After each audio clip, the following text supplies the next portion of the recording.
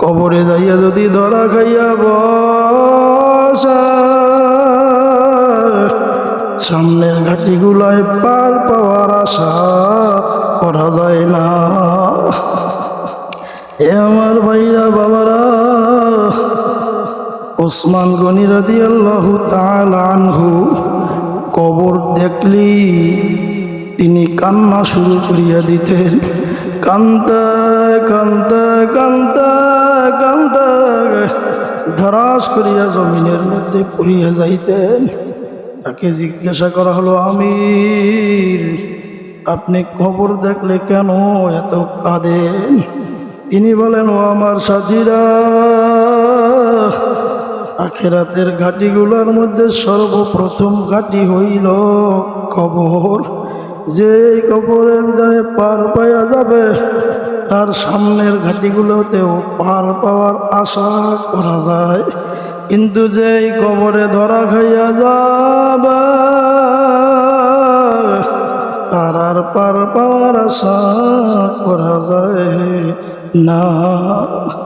এ আমার ভাইরা বাবারা, কবরের চিন্তা আমাদের মাথায় আসে না। কবর বড় কঠিন জায়গা, কবর বড় কঠিন, বড় কঠিন। এমন যে ঘরে থাকতে হবে, যেই ঘরে নাই বাতি, এমন ঘরে থাকতে হবে, যেই ঘরে নাই সাথী। ও মুসাফির, বান্দ গাঠুরি, বহু দূরে ঠিকানা,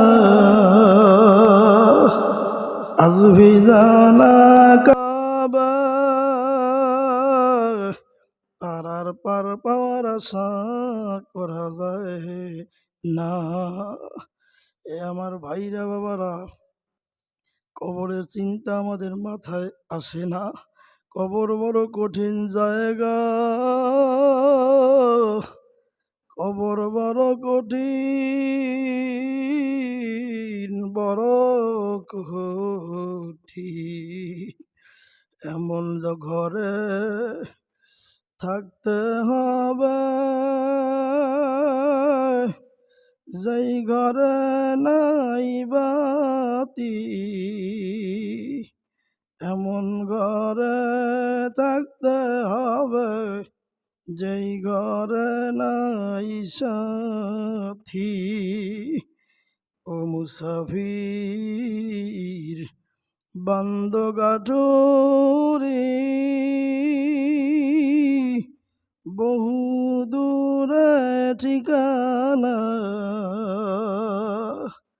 আজ ভি জানা কাল ভি জানা, কবর আখের ঠিকানা।